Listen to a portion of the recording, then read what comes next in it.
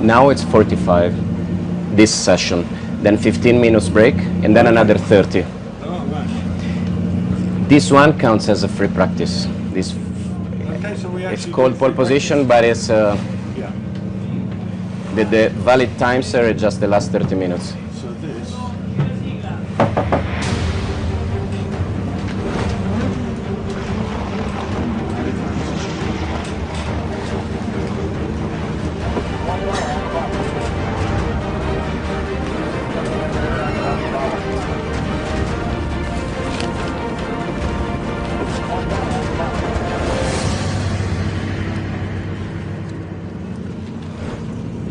This is round 2 of the 2018 UIM XCAT World Championships.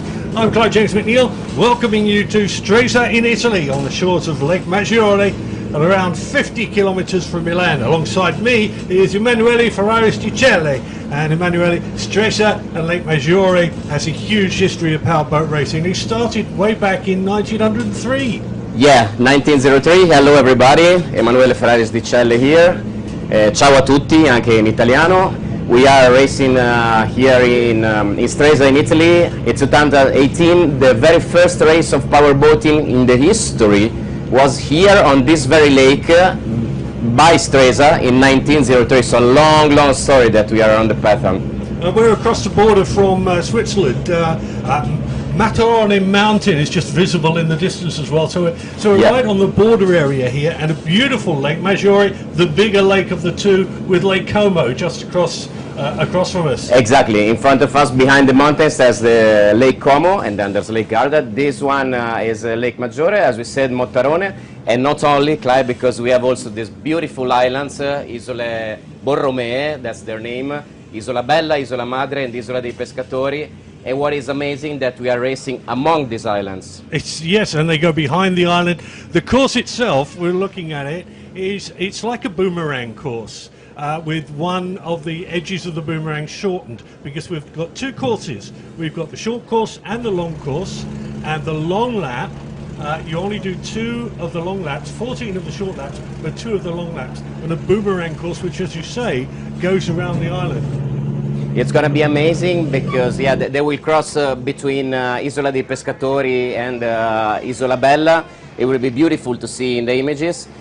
Meanwhile, we see on the pace cut here Pasquale Cesana, one of the directors of the championship, with a guest beside him. This is the pace cut. It will be involved in the starting procedure of the races. You see also they are by the dock. In front of the top of the pier, and most of the boats they are ready to get the start from the pier to go out on the course and start for the pole position.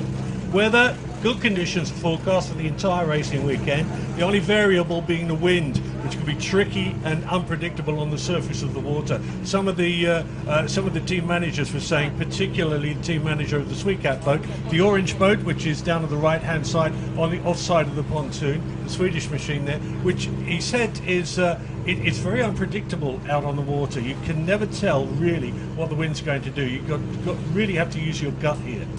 That is what happens when you are on a lake in the mountains. You have different temperatures, the wind is moving, the masses of air are moving. So it's really tricky because when you're driving these boats so fast, they can reach, let's remind you, speeds up to 200 kilometers per hour, which on the water is really a lot. It can be tricky because any gust of wind can change the setup of the boat, the balance of the boat, and you have to keep it perfectly even on the surface. You're looking at the graphic now of how it actually starts. The pole is split up into 3. The inside line of the green, you see, closest to the checkered buoy. Those are the top 4 starters, the middle, the next 4 starters, the outer is the last 4 starters. That's the way they will be approaching the gate for the race start. So pole position depends on your position in pole, whether you get an inside lane or whether you get an outside lane. Then they've got to do a complete round the outside part of the course, which counts as part of the laps. Then they have 14 short laps on the inside and 2 long laps on the outside. So that's the way things are working now. Abu Dhabi team boat just going into the water here. Well, it's worthwhile looking at the championship points at the moment, because currently in first is the former Victory boat, now the Dubai Police team boat, number 3. They're coming away from Fujairah with 2 wins. 2 wins on 2 races. Yes. Brilliant for them. Amazing, yeah. These 2 guys, Arif Al-Zafain and Nadir Benindi, have been racing forever. They've been racing in Stresa, because we will tell you later this is not the first X-Cut race in Stresa. And this year we had the first stage in Fujairah in the United Arab Emirates. They won both the races, and so they are starting today as the big favorites. Yeah, we were looking at practice and doing the quick laps around here. And I was speaking to Nicholas Shu, who's the team manager of Sweetcat, and he said, for this kind of racing, Sweetwater, as he calls it, freshwater, his boat is probably the slowest. It didn't work out that way in pre-qualifying testing, in the first free practice, as it were. Ended up in 3rd place, and he was walking around the paddock with a big smile on his face. Exactly. They've been very, very fast this morning in the free practice, but of course what Nicolas Sio, their team manager, said this morning is true. Their kind of boat is a bit shorter, so it doesn't get to very high speeds when the water is so flat, and in fresh water it's also important to get to the top speed, not only acceleration and maneuverability, so it could be a bit of a disadvantage. This is on paper, because then when they went in the water they did a very fast time. Just had a look at the New Star machine. That's currently 2nd place in the championship on 44 points, and 5th and a 3rd at Fujairah. The number 9 boat, once again having a look at one of the Abu Dhabi boats here. And, while you see, yeah, all the mechanics, and this is driver. This is Nico Calderola, driver of the boat. Let me see. Yeah, that's Calderola. Yeah. That's the Venus Bali boat, number 46. Exactly. He has a 22 because it's the same team as boat 22 on his shoulders, but he's boat number 46. He's a former rally champion, former rally driver. We had an interview some days ago with his big friend and buddy Adriano Panatta, which is Italian, of course, as him. And they are both really passionate in racing. Panatta has been racing in offshore power boating, and now it's the turn of Nico. And Nico was saying to Adriano, you will give me many, many tips, as I did when you were racing in the cars. Now it's your turn to teach me how to. Nico Calderola, I remember from the Superstars Big V8 series, racing for Roma Racing Team in the big Mercedes there. And he turned up actually in his racing overalls from the Superstars days, the big Superstars thing on it. So he's looking around for other overalls, so that's why he's got somebody else's overalls. Good to know, yeah. 3rd place in the championship, it's the number 10 boat, 222 offshore. They had a 2nd and an 8th in Fujairah. Their 2nd race was nowhere near as good as the promise of race 1. So they're running currently in 3rd place. They're only 4 points behind New Star. Dubai Police way ahead of everybody else with those 2 wins. Everybody else seemed to have a good result and a bad result. Exactly. For instance, 222 offshore, as you said, let's watch out for them because they are really fast. They did this very good result in Fujairah. Then the 2nd race, they were 2nd. They had a problem, a failure to one of the engines, so they had to slow down. So slow in the end, they finished 8th, but they could have finished 2nd and probably now be in 2nd spot in the championship, very closer to Dubai Police. You see, that's the Pace Cat going out there, 4-seater. A lot of these boats you can buy for yourself. They're open top, normally 4-seaters. The racing boat is a closed cockpit and a 2-seater. And again, the engines here are absolutely tremendous. It's around about, I think it's they're 6-cylinder, 3000 cc, 400 horsepower. 400 horsepower per engine, so it's a total of exactly 800 horsepower per boat. And the fact is that these are Mercury racing engines called ROS 400. But it's the very same block and had the very same engine basically as a Mercury Verado 400, which everybody can buy. You have a fast cruiser, you can go at a dealer and buy the same engine. Of course, the bottom part, the foot of the engine and the propellers in this case are racing ones, but the engine is the very same as the standard production. It's interesting you say the foot. Just underneath the bottom of the engine, unfortunately you can't see it in these pictures, is a flat plate, and underneath that is the propeller. Now the propellers are totally different to normal, what you would imagine as the 3-bladed propellers, and the foot, that has a very much of an impact on where the boat basically flies the water. Yeah, absolutely. Let's remind that these are planing boats. I always say this is more a matter of aerodynamics than hydrodynamics when they are going so fast. You will see that the boat is touching the water only with the last part of the hull and the feet of the engines. The smallest part possible has to be in the water because that will create drag. So that's why the feet of the engines are so short. And the propellers themselves, as you said, are different, not the normal curved ones, can be 4 or 5 blades.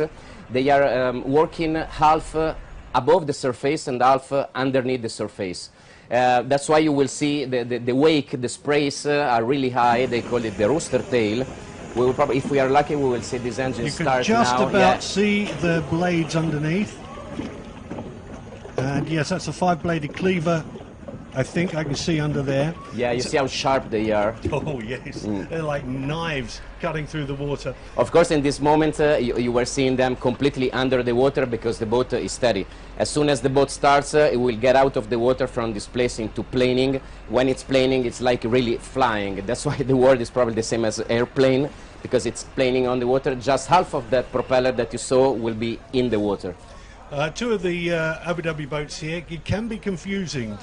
From a distance, they look exactly the same. It's very difficult to choose which is which. We were looking at Chantorrente in Abu Dhabi 4 there, and just between us, if we don't see it, if we don't pick it up in time, have a look at the back of the boat. The backs of the two Abu Dhabi boats are slightly different. One's got a long curve which goes down, and I think that one is Number 4. That's the Abu Dhabi 4, yeah, and the other one has a much more straight back to it.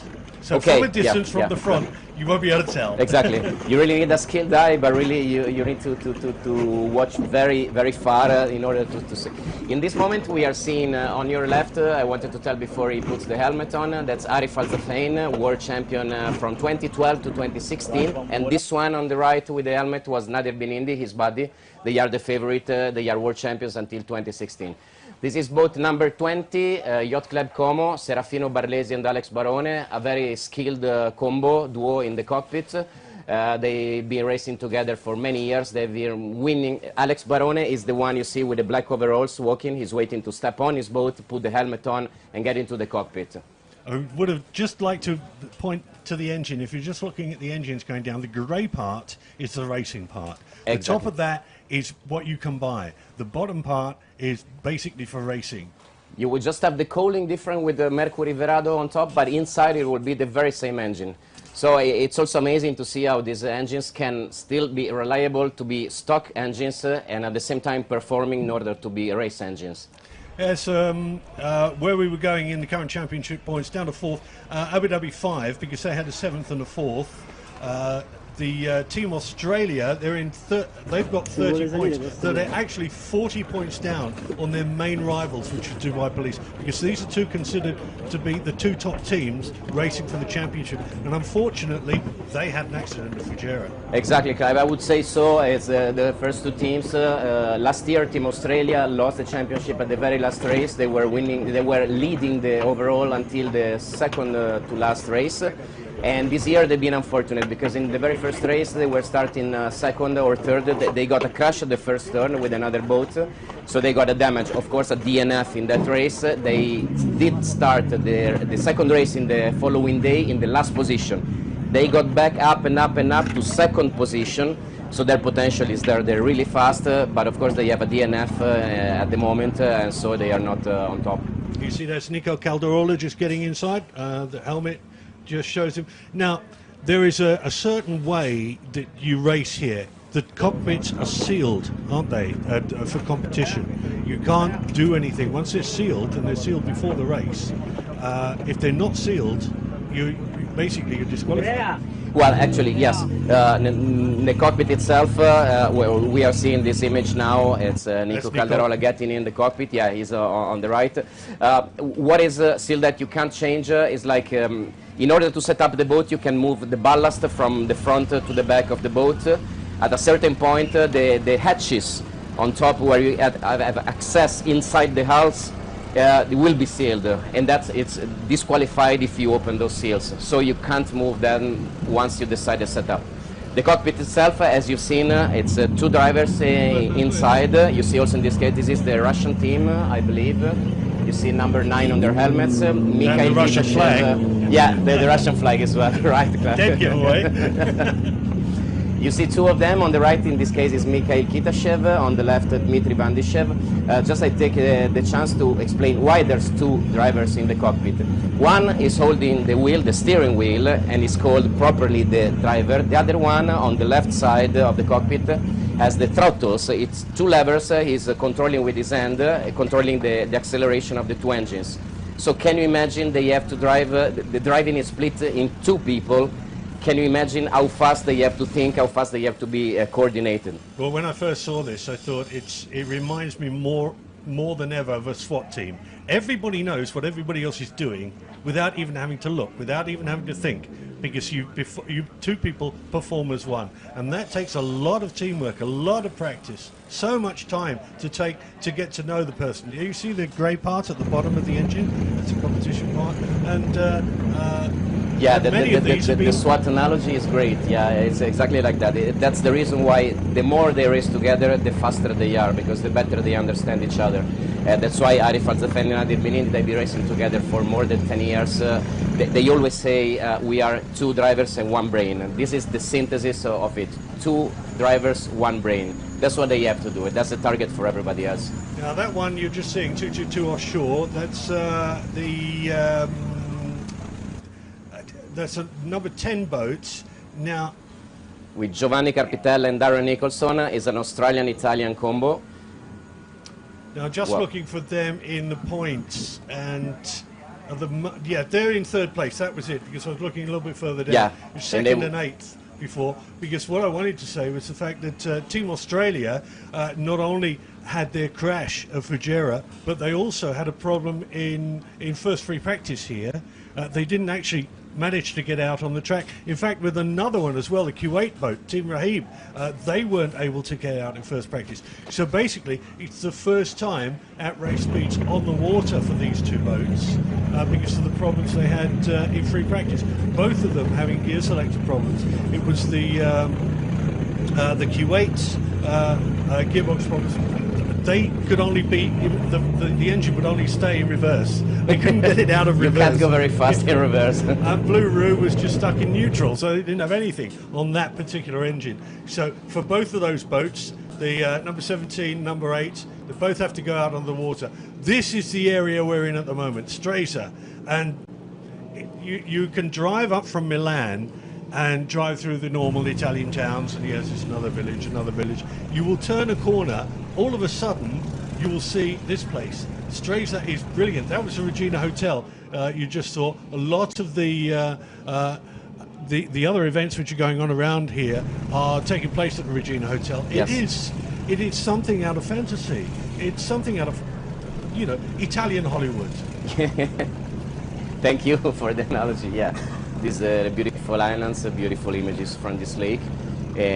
We shot also some nice images from the top of the hill. Unfortunately, it was raining, as you see also this dew on the flowers, but still it's beautiful. And today it's the sun is shining, so it's even better. This is the wonderful Isola Bella. You see how big it is. This is called a typical Italian garden with terraces and inside. And while we are now back to the pontoon with the boats getting ready, the tension is getting higher. We can even hear the engines roaring from our booth.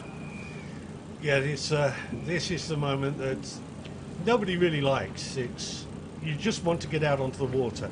Everything is fixed. If there's any problem with the boat, they're in there. Everybody's working on it. It's fine. You can relax.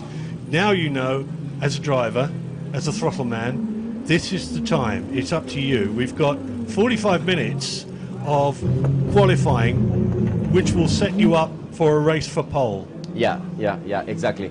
45 minutes, it's like a practice inside the pole position. They will have the time, the lap times, but they will not count for the starting grid. Then they have maximum 15 minutes for the very last adjustments, and then 30 minutes all in to score the fastest time they can. The first boats are getting out. This is the Swedish boat, number 2, Suecat Racing. You will tell by the orange color, it's immediately recognizable. And you see now that the engines are starting to rev, the propellers to spin, but now it's still in the water. You see that the water bubbling. As much as they gain speed, you will see the engines and the back of the boat lifting and going out of the water until it's completely out. Just the last part is touching the surface. Nicholas said he's got a lot of confidence in his driver and throttle man because they are world champions themselves. I mean, multiple world champions in Formula 2. They've won races in Formula 1. Yeah, in offshore 3C class. They are really skilled. They're so young. It's like 30 and 28, if I'm not mistaken. Eric Stark and Mika Bengtsson. They are a perfect duo. Very nice guys, very funny, young, and so talented. Eric comes from a race in another discipline. Last week, he did first. And immediately from France down to Stresa and driving today. This is the Kuwait boat team. So in the end they made it. It's not in reverse. They're on. It seems. Well, I don't know about that offside engine. We can see this one rumbling away, but I can't see what's happening with the offside engine. Yeah. I don't know whether it's in gear or not because it looked like it was in neutral there without a spinning prop. You're looking at the new star, the Russian boat, number 9, going out. Yeah, you see that the faster they go, the more it lifts above the water, and just the back part touches. This acceleration and start from the pontoon for Kuwait, number 17. Abdulatif Alomani, he's a veteran of this discipline. He's been racing from the beginning, from 2012.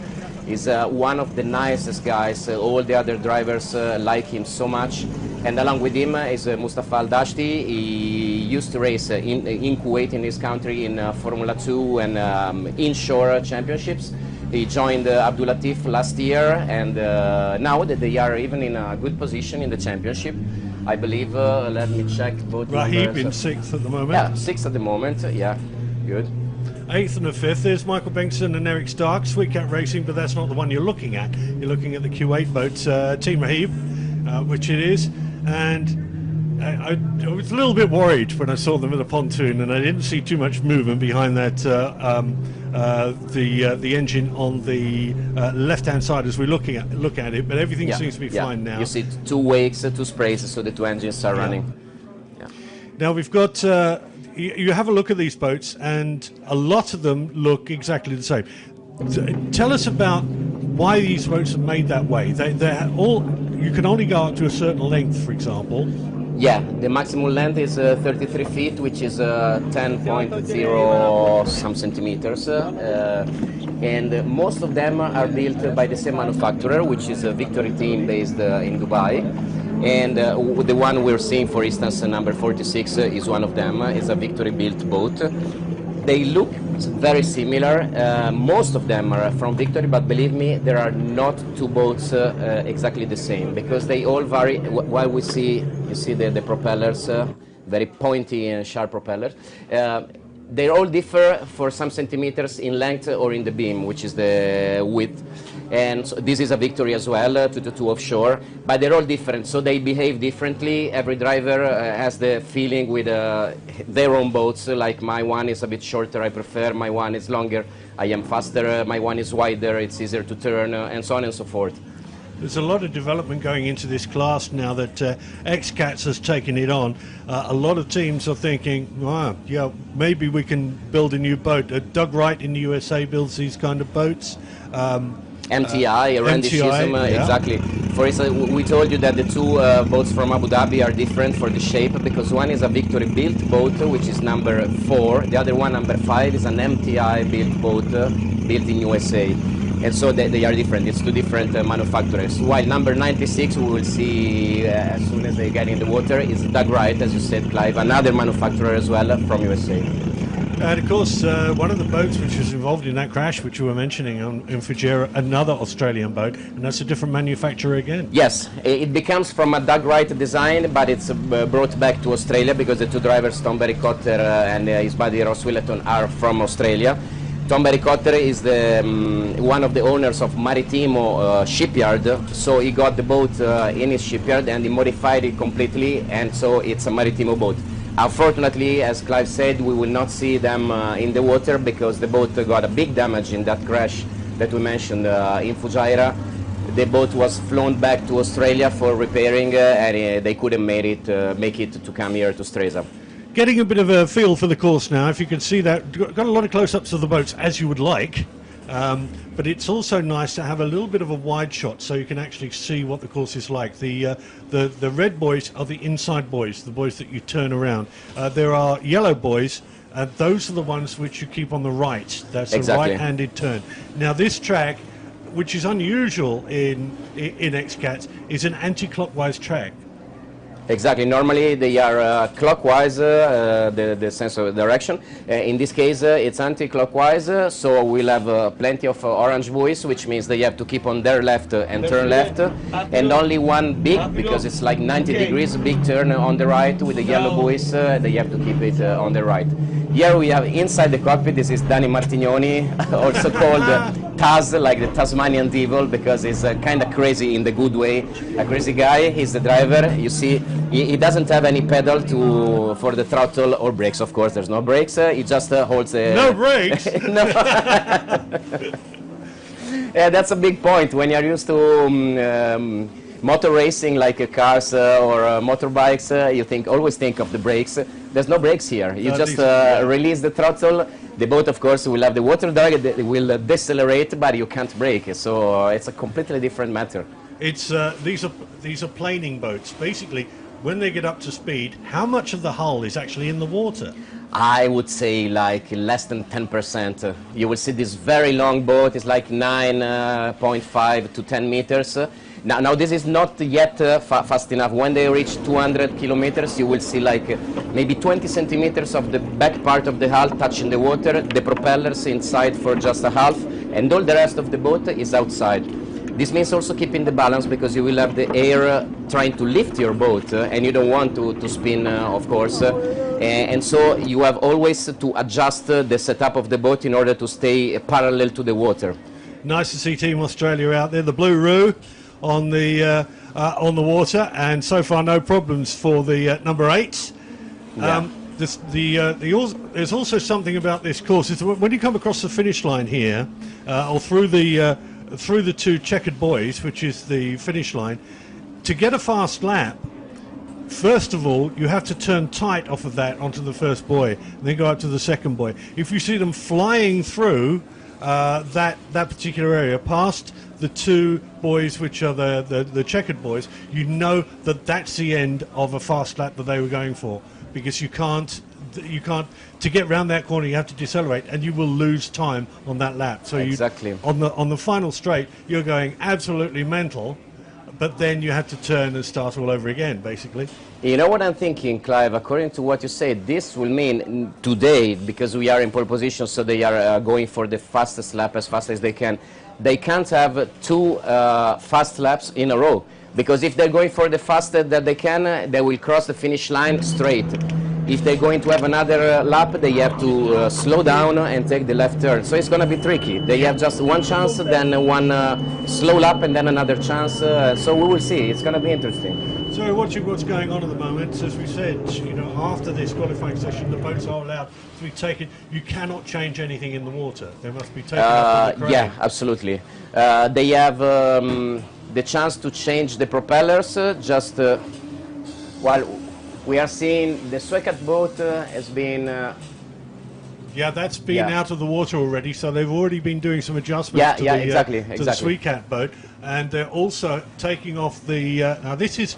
You're not seeing it on screen, we're just seeing it out the window at the moment, because it's right in front of us, the pontoon. Yeah. Two cranes. One of them up on the crane is a Dubai police boat. They're changing the propellers on that. Yeah. I don't know whether you would call propellers or screws or whatever. Screws, both, yeah.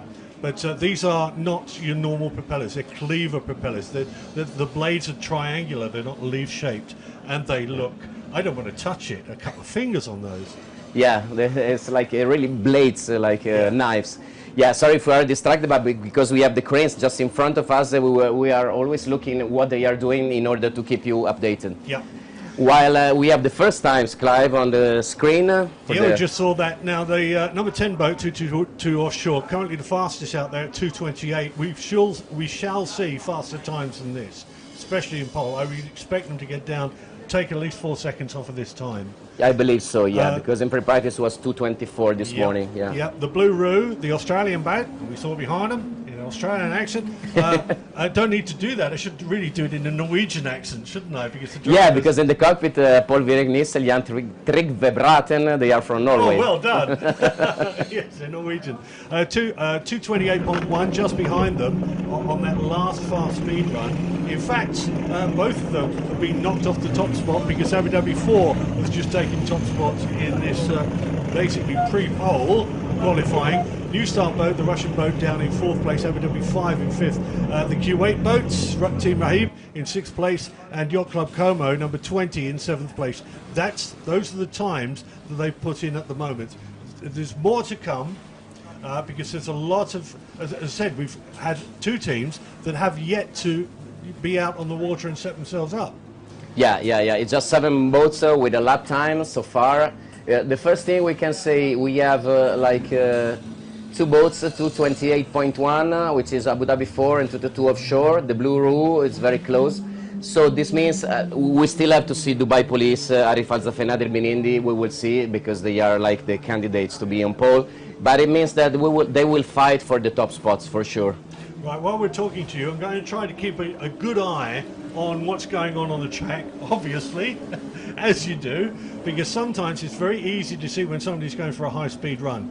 And it's also really good to see them from the front, because the trim on these boats, on every track that you go to, this is a lake track, although they're offshore boats, this is a lake track, and the trim is totally different to what you'd have on the sea. For example, in fact, every race is different, isn't it? Every race is different, and not only they adjust even during the race. The trims is like the angle of the engine as compared to the horizontal surface of the water. This means lifting the nose of the boat more or less. If you have rough sea, you don't want the boat to jump too much, but you don't even want the nose to dive into the waves. And when you turn, you have to move the trim. So it's another adjustment. We told you the 2 drivers in the cockpit. One has the helm, as you see in this case on the left, Dani Martignoni, I think, yeah, and Alfredo Matt on the right. You see there's another lever on the left, on the right part of your screen. You can see it. That's the command of the trims. He has on his right hand, which we don't see covered by the block of the steering wheel. He has the throttles, and the other lever is to move the trims, which tilt the engines up and down a bit in order to change the setup of the boat. Pre-trim in this is moving weights around inside the boat hull itself, isn't it? Pardon?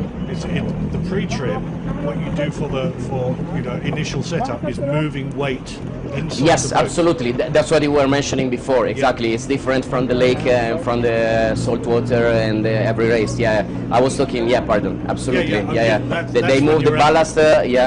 And then, you see, okay, 2 people doing the job, but of course they have a lot to do. Not only communicate, not only do their part, but also moving the trims and so on. Well, it's what you don't see behind this, like all top-class racing, is the safety aspect. It's a lot that you have to know to do this. You don't just take a boat, take it out on the water. There are a lot of safety considerations around here. You have to be well aware of where other people are on the circuit.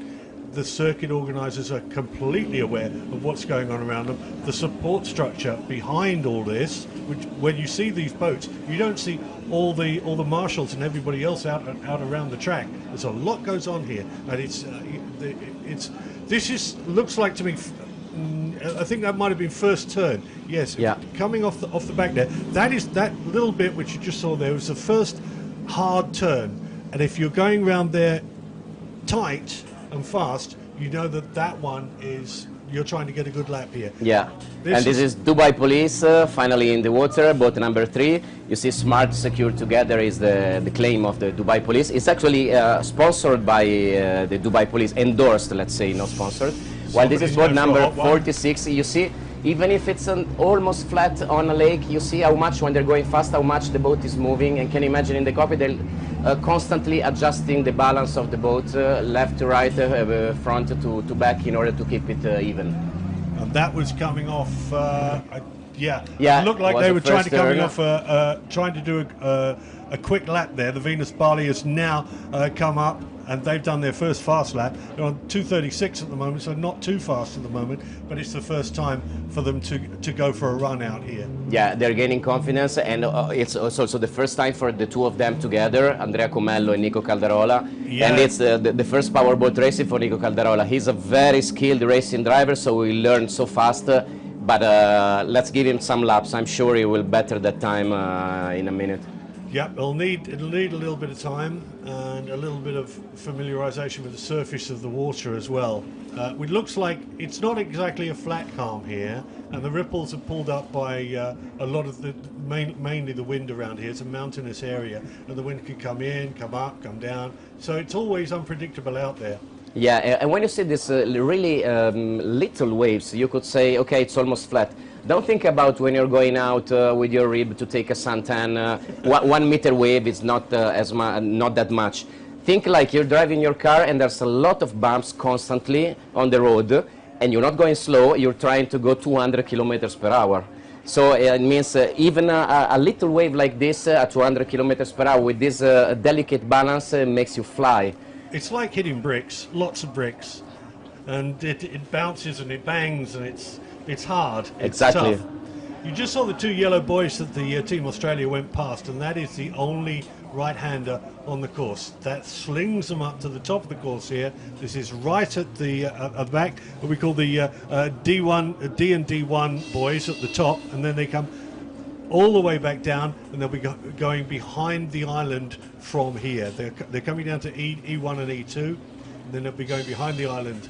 As we get an awning and a boat in the way. Thank you very much. It's to the tour show number 10, a change of propellers for them as well. You see their mechanics wearing the helmets, and inside the cockpit, Giovanni Carpitella and Darren Nicholson. This one I'm going to leave to you because you know the riders, you know the drivers in the boats very well, and I'm still getting to know them. Well, no problem. Yeah, some of them, especially Giovanni Carpitella is another of the veterans. Is so skilled as a throttle man, especially. They did probably just one lap. They said, no, this is the wrong propellers Good for us. close up Yeah, here. exactly. You can This see. is one of the 5-bladed ones. They also use 4-bladed. It'll be interesting to know what he puts on. It might be a different pitch of propeller as well. Absolutely, exactly. What we can't tell from the images just like this is the slight adjustments. They have different sets of propellers. You see opening the box and taking out a different one. They vary in diameter, they vary in pitch, and also sometimes in the number of blades. And it's like, you know, in your car you have a gearbox and you can change, or if it's automatic, will do by itself, but still you have different ones. In a boat, it's not like this. You accelerate from 0 to the maximum RPM of the engine. It's only one gear. So the propeller is like changing the gear. I want a shorter one, means more acceleration and less speed, and the other way around. So the engine itself works on the basis like an electric engine. No gears in the engine. The only gearing is the prop itself. Yeah, exactly. And the other thing we haven't mentioned about the engine, they're supercharged. Exactly. Yeah. They are supercharged. That's why the displacement is not so big, just 3 liters, but they deliver 400 horsepower because they have a volumetric charger. Yes, it's like the standard Verado engine from Mercury as well. Yeah, but most people don't have a Verado engine for Mercury. Most people have a car. Yeah, exactly. Well, let's say nowadays in cars, most of the engines are turbocharged with a turbine, but they're also overcharging with a supercharger, which is a slightly different. I'm not going into technical details. Well, it's easy. But Yeah, we can do that because they'll know the difference between, of course, dear listener, you know the difference between a turbo and a super. Turbo, that winds up from exhaust gases. It sucks in a lot of stuff. A supercharger is directly driven from the engine. Exactly. It's not from the exhaust gases. So you've got less of a chance of getting foreign material into the engine as well. Yeah, which in the water is fundamental. That's why they don't have many turbocharged engines, or especially offshore engines like these. Right, now you see the Dubai police boat getting up to speed. That you can always tell. You see on the right side, the safe, smart and secure is written in Arabic. Yeah. On the other side is written in English. They are endorsed by the Dubai police. These are actually the real colors of the Dubai police cars, green and white. And they went out for just one lap and they scored the second time, Dubai Police 2:26.5 with 2:26.4, so 1/10 of a second for Abu Dhabi 4. Yeah, so saw them coming across the finish line there, and you saw them not even attempting to turn. It was what we were saying earlier, because that first turn is a tight turn and you have to slow for it, and to get a decent lap time, you really can't do another lap after that. Exactly. This is you see the checker buoy while we see the times. Okay, this is no, it's probably the computer system a failure. But what we see on our screen, yeah. What we haven't seen is that screen hasn't updated with the Dubai police boat. Yeah. We tell you anyway, Abu Dhabi number 4 to 26.4, then Dubai Police to 26.5, so 1/10 of a second between the, let's say, cousins from Abu Dhabi and Dubai. Then in third spot, 222 offshore, Giovanni Carpitel and Darren Nicholson to 27.6. Then the Australians, the Norwegian Australians, the Blue Roo, Paul Bjerk Nielsen, Young Trip Bratton. And look at them, yeah, they have a big antenna also on the foredeck of the boat, we've seen. That's probably a connection for some broadcasting, for some image broadcasting. For Swecat, yes, the orange boat, which are actually fifth, Clive. They've just gone into fifth place now. Good. I saw them dancing down that main straight and coming into fifth place. So they're staying out, and it looks like they're going to... They might actually... No, they won't be able to. This next lap won't be as fast. Yeah, that's this tricky part of the last turn. As we see, after the finish line, the first turn actually on the left, we will see. Yeah, they had to take another like warm-up lap. Yeah, and pass take that the proper. Flag, then go for it from there. This is really tricky for pole position. Yes, they will have to stay out more time than usual. This Kuwait, yeah, just gone into sixth place behind. Wow, this is a great result for them so far. 2:31, it's just 5 seconds from top. Don't think about the thousandths of a second that we have in Formula One cars, because on the water is completely different. Totally just different. A small wave in the wrong direction in that very moment when you're touching the water can slow you down for 0.2 of a second. So it's normal to have seconds. It means they're very close anyway. You're out on the water here. The throttle man. It's not just you come to a straight and you can open it up. The boat is in a straight line. No problem. Full gas. It's more than that, isn't it? A lot more than that. Of course, when turning, he has to release the gas, differentiate between left and right in order to ease the turn. But especially when they are jumping out of the water, we will see some of them jumping, and you will see actually the propellers out of the water. This means that the propellers are going to spin too fast, and the engine can over-rev and overheat. So that's exactly the moment when the throttleman has to release the gas. When it's a little bumpy, you will see the boat jumping out of the water so many times, and you will have the throttleman going like full throttle release continuously according to the position of the propellers. It's really a tough job. Oh, well, we just saw Venus Barley dancing down the finish straight there, and they were obviously going for a high-speed run. And it just goes to show that communication between pilot and throttleman and the teamwork takes time to develop. They're down on 235.71 in 11th place at the moment. Yeah. Even though it looked fast. It looked fast. They performed quite good. It's with 9 seconds from top. They still have margin for doing better, of course, because as you say, they are a new crew in the cockpit and they have to keep take confidence. Like Sweet Cat, they've gone straight through. Are they doing a tight turn? Not quite. I spoke to team manager Nicholas Shaw. In fact, I spoke with him quite a while about this first turn, and he said so far, because this is a new configuration of track, they haven't really got it in their head whether the faster line is to take a long curve around there or whether it's stop, blast, stop, turn. And it's not an easy one to work out. The only people who can work this out are the drivers and throttlemen out on the track. Yeah, exactly. That will be the trickiest part, and the key to all the fast laps we will see will be exactly in this turn you see from Kuwait, after the finish line and the first left turn. It's a balance between taking a very large trajectory and keep the speed, or the other way around, be very sharp but lose speed. So far, we've got Abu Dhabi 4 on top, 226.45, as we said. Dubai Police just a smidgen behind them on 226.53, almost nothing in it. And then you've got the Blue Row, the Australian team, Team Australia, 227, 222, number 10 offshore, 227.6, 0.6 of a second behind third place. Then Sweet Cat on 229, Kuwait on 231. And meanwhile, on the screen, you see the 12, the only boat that hasn't got in the water yet, number 96, HPI, which stands for High Performance Italia.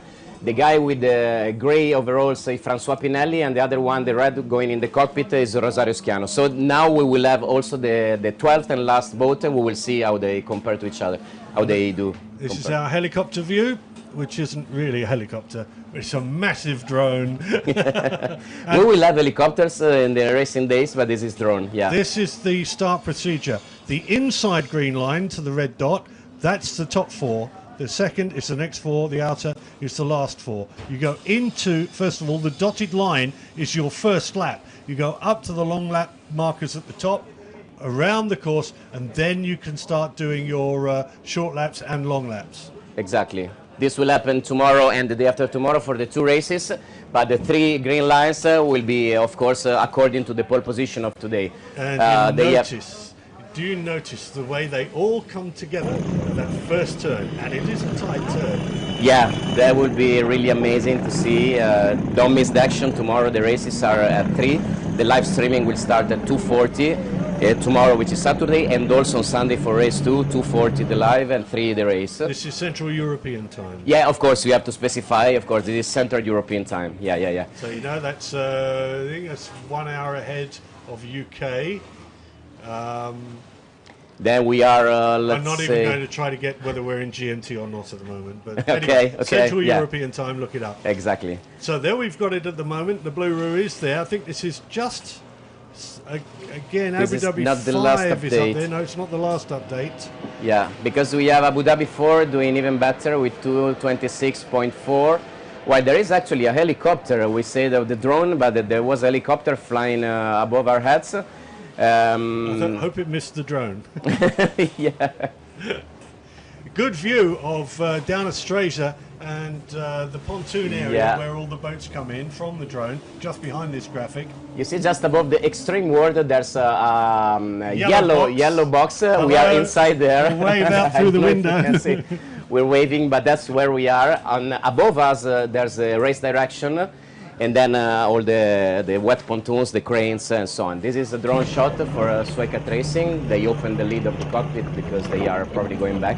It's really hot inside the cockpit because they have some small air intakes to have some air, but only when they go fast they get air. When they are really slow, it's boiling inside. So when they're not racing, they open the lid.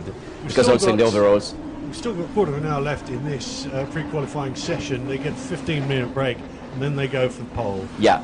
New start. Looks like they're going to try to start. No, they haven't. Yeah, maybe this could be one of the fast laps. Yeah, they're pushing so hard. Yeah. You see the wake, it's called the rooster tail, this wake, because it's shaped like the tail of... Those two boys together, that is basically the first turn, from one to the other.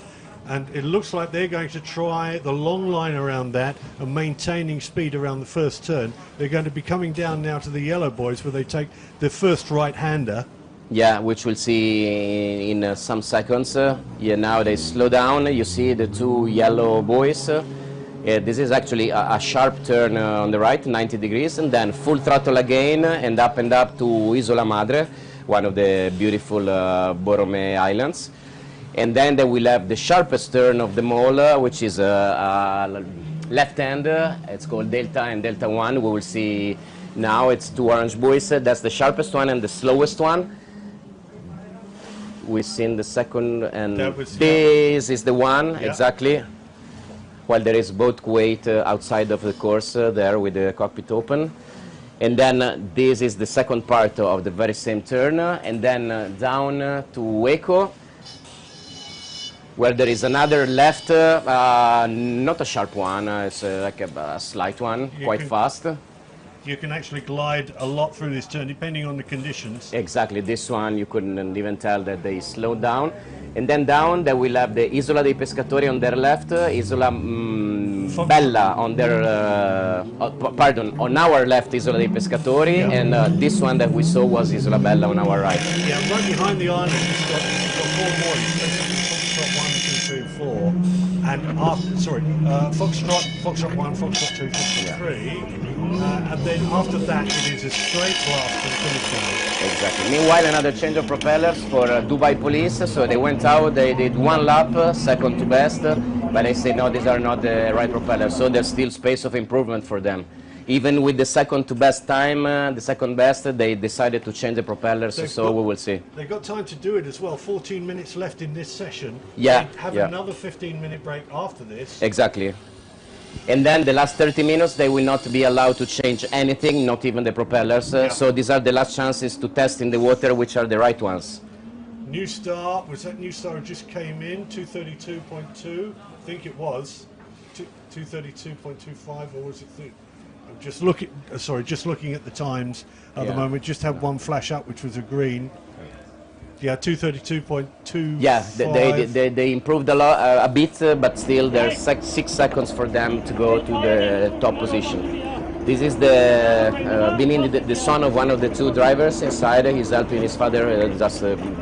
It's not the first time in like 2 years that he's working. Very young, but already taking the first steps in power boating, helping with the engines, with the stuff, and so on. This Dubai police boat, as we said, going in the water.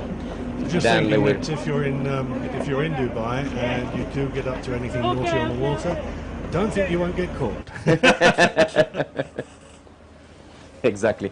This is the beautiful livery. It's the longest of them all, Team Australia boat number 8. It's 10 meters 04, 33 feet.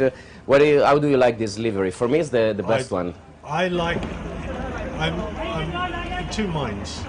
It is very Australian. Okay. It is like in your face Australian. Okay, I do like the police, the Dubai police. I like the colours. I like the colours. I like the way it matches everything about the Dubai police. Okay. The fact that you know, if you're going to be in Dubai, you'll probably get stopped by a Dubai police Bugatti Veyron. Exactly. You know, yeah. All the best cars: Lamborghini, Yes. Aventador, Ferrari, Yes. FF.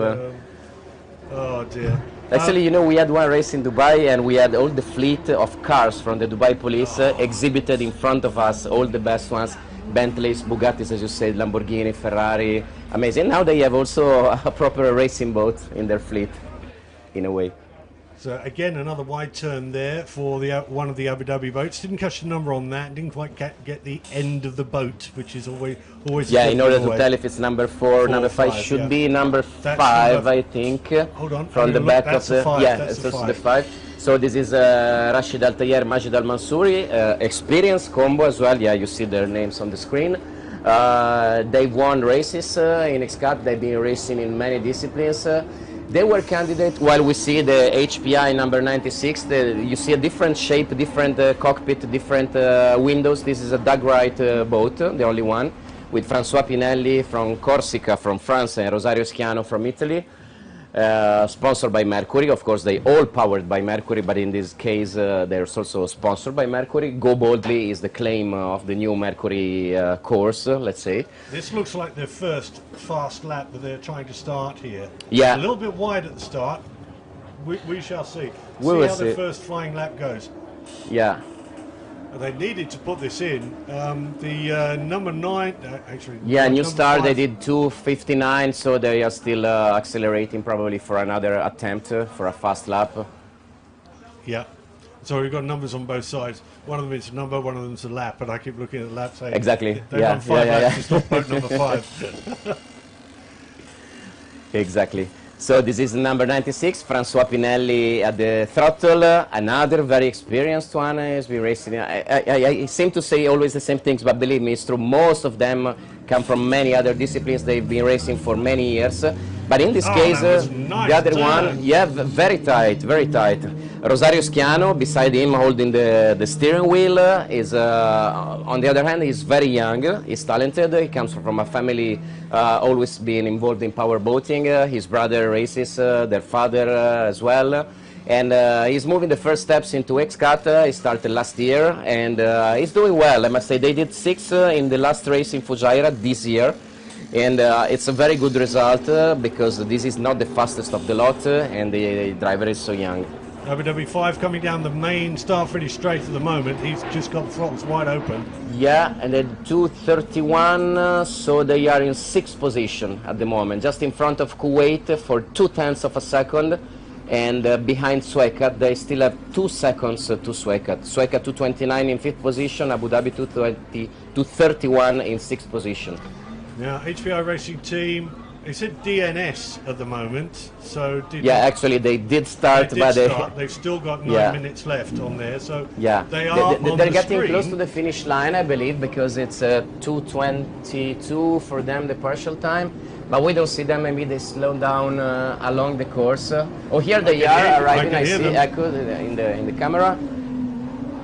And it's 2:32.78. Actually, what they've done is they've slowed down for the first corner. So this should be, it's intended to be their fast lap. Yeah, that could be exactly as you said, Clive. Yeah, because Francois is experienced. Let's say, let's try. Still, they are already in 9th position, so they went on above Venus Bali 46, Yacht Club Como 20, and Ribot 22.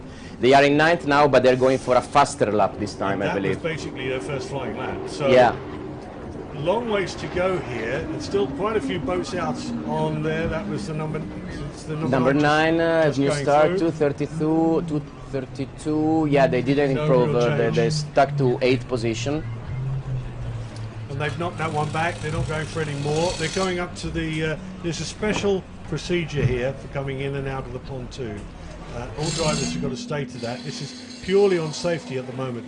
This is the way it stands at the moment in pole. Although the times we have are slightly different here. We've still got Dubai Police in second place. We see, yeah, now most of the boats are back at the pontoon, but not Dubai Police. They changed the propellers, as we have seen, and now they are back for their, I'd say, last attempt, because it's 7 minutes to go. They have to take one flying lap and then one fast lap, and that will be it. I have a feeling that it really doesn't matter for the Dubai Police. This lap, or going out here, is not to set a faster exactly. time. It's just to make sure they've got the gearing right. Exactly, to check if it's the right propellers. We will see them in the last 30 minutes when it will be all in for the pole position times, and they will give their best. Jan Trygve Braten and Paul Virik Nielsen from Norway. Maybe because the R for me is Italian, but it's also Norwegian. Yeah. And on the Australian boat, they're being strapped to their seats. Of course, they are completely stuck to the seats. It's racing seat belts. One funny anecdote about the fact that they can't move at all in the cockpit, just their arms. We had a rainy race, and it got so misty, so wet inside that they couldn't see through the windshield, but they couldn't move in front, and they couldn't touch the windshield with their hands. So the driver was keeping the helm, while the throttle man still during the race, it's not like during practice, during the race he took off one shoe, and with his sock he wiped, with his leg and his sock he wiped the inside. Yeah, they told me we did, it was Jay Price, I remember, but after that they improved the ventilation of the cockpit. I think they improved the ventilation because his driver said, I don't want to suffer that smell again. Exactly, it's racing shoes, exactly. So Team Australia are doing the same thing. They've only got about 5 minutes left of this session before they have to stop once they cross the finish line and come in. So they're going out again to see if they've got their gearing right. A couple of high-speed runs would normally sort that out, because it's not as if you need to think about your gearing in a corner, for example. Yeah, exactly. Swecat as well, you can't see, but it's just in front of us. They're going out again for the last lap. New Star, I think they just got back. Yeah, they are actually tying the lines to the pier, putting the fenders on. So yeah, the session is over for them. Now, as we said, we still have 5 minutes. We have at least 3 boats in the water, which is number 2 Swecat Racing. What we've seen, number 3 Dubai Police as well going in the water, and number 8 Team Australia. At least 5 minutes left, and then we will have 15 minutes break, and then 30 minutes that we call all in, because they will have just 30 minutes to score the actual lap times valid for the grid for tomorrow. Now, on qualifying, Is there any particular procedure, or if somebody makes a mistake, or somebody does something wrong, do you get lap times taken away for any reason? Yes, absolutely. Absolutely, Clive, it has happened. Let's say you touch a buoy, let's say you hit a buoy and you blow it up, of course your time is not valid. This is boat number 5, 230.5. They improved a bit, they are in 6th spot now, still in the same spot, but improved by 1 second. As we said, there's a 2 seconds gap between them and Sueca. They improved 1 second, but they are still trailing Sueca by 1 second. Yep. Number 10 just crosses the line there. 26.43. That's their fastest lap so far. Wow, by 200ths of a second. At the very last minutes, 3 minutes to go, 2-2 offshore with Giovanni Carpitelli and Darren Nicholson. The best time on Abu Dhabi 4 by 200ths of a second. Can you imagine? We told you about the gaps in Powerboat, and it's not like in Formula 1 cars, but we're getting close. It's 200ths of a second. Yeah, and it's 3 boats in 1/10 of a second. And exactly this is not 1/10. yet qualified. Exactly. Dmitry Vandyshev on the screen now from the Russian team is very experienced as well. He's been racing especially in endurance racing. He's talking the first words with his mechanics, waving at the camera. And yeah, you see also on his back he has like a straps, the harness. They also wear, all of them you were mentioning, safety. Might have a problem for Q8. They've got the top open. The top open, maybe they're just going back and they're too hot. Because yeah, it's above 30 degrees on. here on the lake. It could be a drama. It could be a drama, sorry. Yeah. Nico Calderola there. Yeah. And you see they have all these straps on their shoulders. You were mentioning safety, Clive. Yeah. One of the measures that we adopted last year, is the Hanse neck restraint device. You see also Nico waving at the camera. It's good to see that they are aware of all of us, and all of you spectators watching them. They know that they are live. They know that you are all watching, and maybe supporting some of them and not supporting some others. So the Hanse neck restraint is one of the safety devices that we adopted. Yeah, could you explain for people who don't know that from, say, Formula 1 or anything like that, where they use the same system, how it actually works? Connects the helmet to, you've got a neck restraint and everything. It basically stops the head from snapping into a Exactly. into a bad position. I'd say basically it's 2 functions. One is that you don't move your head too much in front and back. So you are tied to a very strong elastic in your back, the helmet and the neck. And also the lateral movements, the side movements on left and right, you don't hit with your helmet on your shoulders in order not to damage your neck. Looking at times for the number 3, last lap, that's the last lap. I think that not this seeing is any the launch lap for them. They went out and they are still they didn't, because it's you don't know. It's so close now. They could actually snatch this back. Yeah. If they manage to get away from the timing point at their best speed to start this lap, this could be an upset. Remember, the top 4 have the inside track. Yeah, you remember the 3 green vertical lines that we saw, the starting procedure of the race tomorrow? They will be divided into 3 groups of 4 boats, so it's very important for them to be in the first group. So you normally look at the top 3, but in this case we will look also at the top 4, because they will start in the first gate tomorrow at the race. This is Joachim Kumlin on the left with the phone in his hand. He's the 3rd driver of boat number 46. Behind him, Andrea Comello is the driver of boat number 46 along with Nico Calderola. And they are talking to the guy from, I couldn't tell, maybe just confronting opinions. Final and straights. here we have, the See champions. what he's done. They will cross the line now, we will see. Don't think he's done it. 2:31, no, it's 5 seconds slower than their best, which they scored like 20 minutes ago, 2:26, and now 2:35. Because, Clive, what I was noticing, maybe I'm wrong, but maybe my impression They've got is a also chance right. for another lap. Maybe, yeah, this is one, the fast one, with 7 seconds to go to the finish of the session, so they were able to cross the finish line And take turn their, tight and go for this. So this... But what I was saying is also, yeah, we hear the whistle blowing means that the session is over. They crossed the line before, so they will be able to. So it's the No, it's not the very last boat on the course. We will have more. What I'm noticing is that this small breeze has raised some little. This is the red flag end of the session. Yeah, some little waves, and this could hinder their performance. So maybe we will have slower times the more that we go on during the day. Let's see Team Australia crossing the line now. 2:27.34. No, they don't improve. 2:27.07 was their time, so it's very close, but still in fourth position. So it's all down to Dubai Police, who have been pipped to third place at the moment by Abu Dhabi 4 in second place, and 222 Offshore, the number 10 boat, which just took that fastest time by 200ths of a second. Amazing, almost out of nowhere. Yeah. We really didn't expect that. And Sweecat down in fifth place. Which Yeah, is a Sweecat really crossing good the one. line now. 2:30.81. So no, they had 2:29.2. So 1 second slower. I hope I'm wrong, but maybe these slight waves that are coming up because of the breeze can just slow them down by a second or two. So maybe it will be interesting, because in those 30 minutes of pole position, that could mean that the earlier you go, the better it is. And the other thing is, they're not, the water's not disturbed by anybody in front of them at the moment. So this is basically, we're looking for the Dubai Police boat when it comes down. Yeah. They're behind the island, I think, at the moment.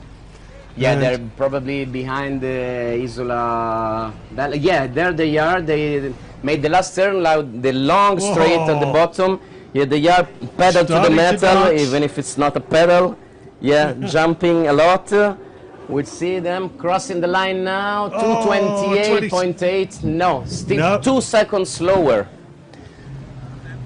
Ah, They had would- 2:26.5 before, 2:28 now. This could mean either the propellers are the wrong ones, or really now the water is slower than before. Yeah, the conditions not Yeah. as good as they were before. So a good call there, Emanuele. That was.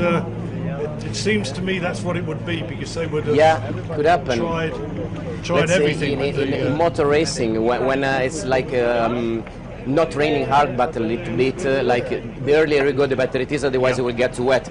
Or the other way around, when you need more rubber on the track, so the later you go, the better it is.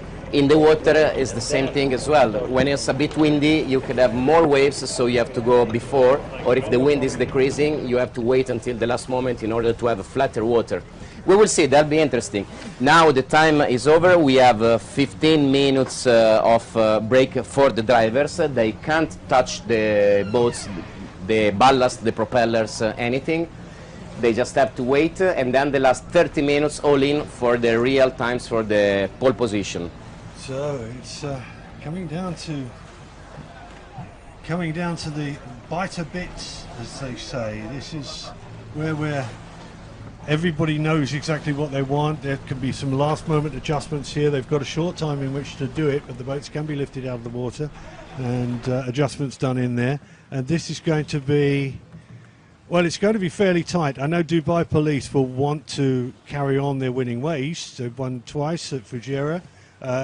Sweecat, I'm amazed at what they've been doing. What I would consider to be the slowest possible boat on the water, because of its size and the way it's basically adapted mainly for offshore, for seawater. It doesn't perform that well in what they call sweetwater, in freshwater conditions. But the driver and throttle man in the Sweecat, the one thing that they do have is immense talent, immense drive, and yeah, they've definitely got the experience, and they've got the youth to go with it as well. So Eric Stark and Michael Bengston just turned their engines off on the finish line here. It's interesting to note that the colour of this machine is, well, Nicholas decided he could choose what colour he wanted for the machine, and he looked at the colours of XCAT Racing. He looked at the corporate colours of XCAT and decided to choose exactly the same sort of orange that XCAT, the corporate side, use in all their advertising, and it makes it a very much identifiable boat out on the water. Got to watch out for the Swedes though, because they have something spectacular waiting in the wings for next year. This year, this is the boat they're stuck with, and on fresh water it's not expected to perform. Saying that, as I've already said, the driver and throttle man have really pulled the pin today, and in 5th place overall in qualifying. So, quick look at the listings that we've got at the moment after this qualifying before the pole. Is number 10, 222 offshore, 226.43 in first position. Abu Dhabi 4, 226.54. Sorry, 4-5, 2 tenths behind them. Let's get it the right way. In second place, Dubai Police relegated to third. It's got a rankle for the Dubai Police team. They're the number 3 boat. Then the number 8 boat, the Blue Row, Team Australia in 4th place, 227.07. And just round about half a second off the Dubai Police. Sweetcat, another 2 seconds down, but we did expect that. In 5th place, Abu Dhabi 5 though, we didn't expect them to be that far down. They're 3 seconds, 3.5 seconds, nearly 4 seconds down off Abu Dhabi 4, and Abu Dhabi 5 in 6th place, 230.54. The Kuwait boat, number 17 in 7th place, 231.81. New Star, the Russians, 232.25, so quite close between 17 and the 9. They are in 8th place, New Star, number 9. Then number 96 HBI Racing Team in 9th place, 232.78. Then you've got quite a big gap down from them to 10th place, number 22 Reebok, the 235.31. And if you want to be tight, look at that behind them. In 11th place, number 20 Yacht Club Como, 235.32. Wow, 100th of a second. And then it's Venus Bali, 26 boat in 12th place, rounding out the whole lot of them at the moment. 12 runners here today, 235.71. So even at the bottom, there's a lot of competition going on here. Yeah. This is Eric Stark. You see him inside the cockpit, the helmet off, of course, because it's very hot. And they just have to wait. They just have to wait some minutes, then they will have another green flag, and we remind you it's going to be 30 minutes where their lap times will be definitive, the final ones, in order to start tomorrow the race. You see they're lifting the Kuwait boat. This is Serafino Barlesi, boat number 20, and with his crew in front of him are sitting on the deck of the boat. They basically are waiting. They cannot touch the boats. Meanwhile, the pace cut has gone out again to have another check of the course. Because also, it's little details that you never know. We are on a lake. It means there is a big river like feeding the lake. You never know when it's raining. There can be some debris floating, some wood. So they always have to, as much as they can, they have to have a course check in order to see if everything is safe. One of the other aspects of safety that you mentioned.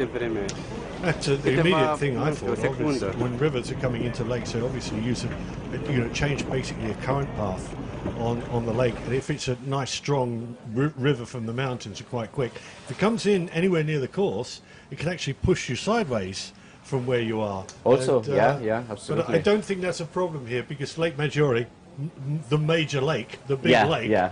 It's very big. As opposed to Lake Como. Everybody knows Lake Como, but this is the big one. This is much bigger, and we are like in the left part of the lake. It's quite recessed from the main direction of the Ticino River, which is actually the river that feeds this lake.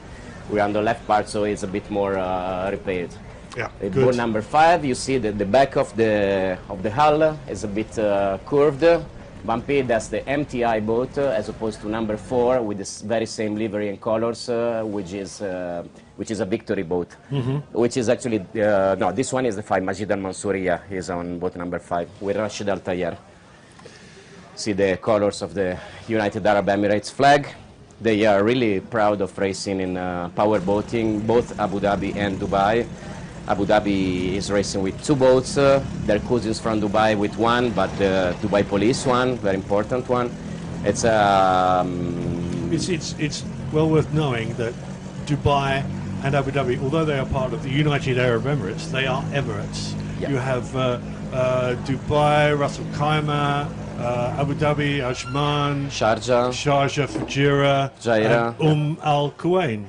Bravissimo, There in you go. italiano. Yeah, all of 7. Great. Yeah. And you remember the day they got united? No. It's actually December the 4th, 1972, I believe.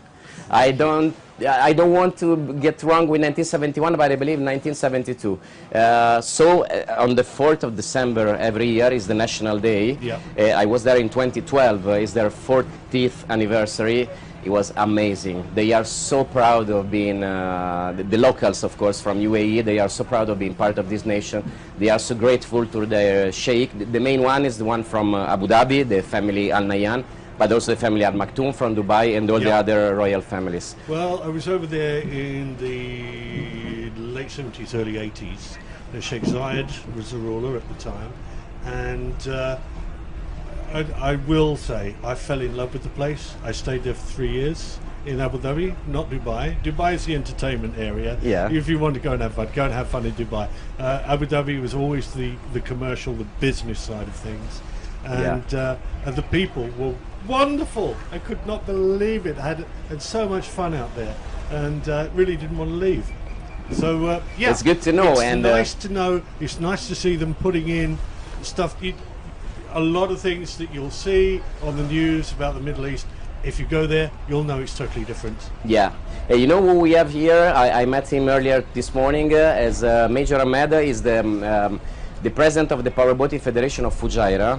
And I am glad to mention him because we've been racing in Fujairah many times with the X-Cup Championship, but also this year. And he's like our host. He's so nice. But so nice. We really love to be there because everything is organized perfectly. The people are so kind. We feel really welcome. We feel welcome everywhere we go. Yeah. But there's something special when we go to Fujairah that you think, wow, this is the place where we are really loved the most. So it's good to have them. It's good to mention them. Yeah. It was just so nice being over there. I mean, as I said, 3 years there, and I've travelled all over the Middle East to Qatar and Bahrain and even Iraq and places like that. And Abu Dhabi and the Emirates, I think, is one of my spiritual homes. I had 3. One of them is the Emirates, one of them is Norway, and the other one's the Isle of Man. So in a way, you are involved in this race. You have 2 drivers from Norway. You have drivers from Abu Dhabi, from the Emirates. Yes, indeed. The other thing is this Stresa. Every race is important. And you know how important it is when the president of the UIM is here as well, Raffaele Giuli. Yeah, the president. He's here as well. Yeah. And now we heard the whistle blowing while we see Giovanni Carpitella standing on top of his boat number 10, 222 offshore. And so yeah, you see the green flag. On the left is a technician of the federation checking all the engines. And the guy Alessandro Mauro waving the green flag. This means now the boats can get out again, so they will put their helmets on, strap all their overalls, get in the cockpit, fasten the seat belts, and leave again. This is Rashid Al Tayer for Abu Dhabi number 5. I noticed that's just been put back in the water, so they've had a slight number of changes there as well. We have 2 cranes here, but we have 12 boats. If everybody wants to do everything at the same time, it can be a bit of a pile up here. But so far, everything's been fine. Everything has worked out very well. You see drivers being helped in putting on all their overalls and stuff because it's quite tricky. You were mentioning the system at the back of the helmet. Oh yeah, exactly. All these laces and straps. Yeah, this was Paul Virik Nielsen and Jan Praten from Australia. While we see the 96 still has to go, Dubai Police on top of the screen, 222 offshore on the right. You see there's Joaquin Kumlin with the shorts, just coming to say hi to the other guys, probably giving them his opinion. He's not racing with them, but they're all friends. It's also good to see that they help each other, they confront each other a lot. It's not jealousies, rivalries, not so much at least. Of course, in the water it's a matter of racing one against the other, but out of the water they're friends.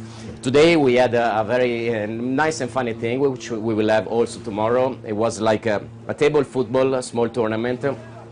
we coupled the teams to the proper teams in the World Championship of football, and they were so competitive. I've never seen them shouting so much during the sessions in the water. Who won? Who won? I need to put my bet on.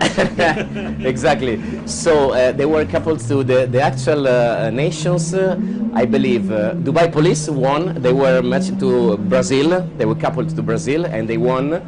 And then number 22, they won. They were waving the flag of Uruguay against France. Yeah, they won 8-0. Both number 22 against both number 4, Sean Torrente and Khaled Al Mansouri. Right, now they're going out. We were at the driver's briefing last night, and one of the points that they did make is no blocking. Now, most people don't do that. There are some who think they can get away with it. and it's not always the same people. It depends on the circumstances, depends on the race, depends on the time. It could be you at that time, you know. So don't turn around to these people and say, he's such bad. If you were in that position at that time, you might have done that as well. Hopefully this is not going to happen here. This is pole time, and you don't want to get in the way of somebody on a fast lap here. I like very much the way the race director puts these topics on when talking to the drivers. He's always so calm, very strict, because he's experienced Pelle Larsson from Sweden. But he has the best way to deal with drivers and to explain them all the situations and make them understand perfectly. Yeah, he also, you know, the way he speaks, you know that if you did anything wrong, you would have a whole shovel full of guilt. You know, exactly. You would not feel good at all because he is such a nice guy. yeah. Right now, it's time to get to the bite of bits as they go out. 30 minutes. And pole times are set right here. You want to be in the top. Well, you want to be the top, so you get the inside line. You're split up into 4 groups from this. After 30 minutes, you will be split up into 4 groups. You want to be at least in the top group, the inside green line there. That's where you're aiming to be, in that first group, and hopefully on the inside of that. Everybody has to split up. That's the way they had to go through the boys at the start of the race. This is not the way they start going for pole. This is how the race runs. That's the graphic on the screen. You come out, you will go for your first lap on the dotted line around the outside. If you can quite get through that crush through the 2 checkered boys there, you go out on your first lap around the outside. Then you have 14 inside laps to do and 2 outer laps to do, which was the red line. In the end, it will be 16 laps plus start lap, 55 nautical miles. So we've seen it will be around 40-45 minutes. I remind you, 2:40 Central European Time tomorrow and 2:40 Central European Time on Sunday for the 2 races in live streaming. And now get back to the action, because we have this session of pole position while we see Team Australia accelerating. They were among the first ones to get out. We're on full gas again. now. While you watch what they're doing there, I'm going to refresh all the timing so we can get a start from scratch here. Yeah, we see Swekat, Eric Stark and Mieke Bankston on top. They just passed over Dubai Police. Most of them are in the water, as we said, all in. It's a very short session, and so they have to give their best. Also because, as we said, the way the course is shaped, they can take a very fast lap and then another launch lap and then another very fast lap. They cannot have 2 in a row because of the shape of the first turn. You can hear some of those engines really starting to be pushed here and just even getting away from the start. It's no time set yet. They're all going out and getting around the track. It's going to be a difficult thing to do, because a reminder in that you get your fast lap by coming over the start and finish line flat out. But when you do come over the start and finish line flat out, you're not being able to take that first corner.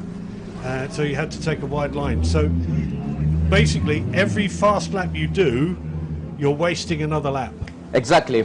That's the best way to say that. Thank you, Clive, because you know the perfect word. And while we see boat number 96 left the pontoon and going into the course, we just have 1 boat left at the docks, which is number 22, Ribot. They seem to be leaving now. Let me check. Como's the first one across the line, number 20. They've done a 2:32. Okay, 2:32. So we are like in the. That's just straight out of the box. So basically from a standing start.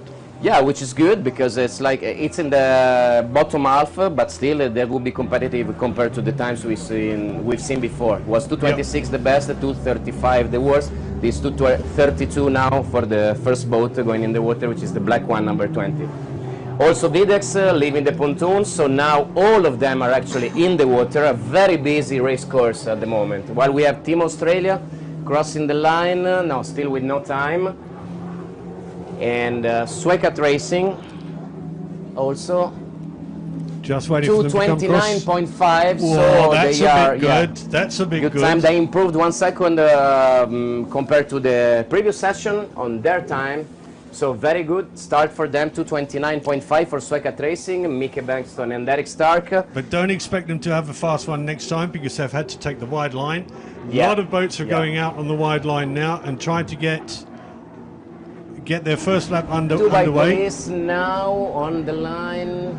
No, it was the launch lap, so the chrono is starting now for them. And I think they've done a quick turn off of that buoy. They have done. So Abu Dhabi in the first spot. 2:29.5 for 54 and 2:29.59 for Suecat. So it's 500th of a second. Half a second. We expect times to come tumbling down from there. Half a tenth of a second.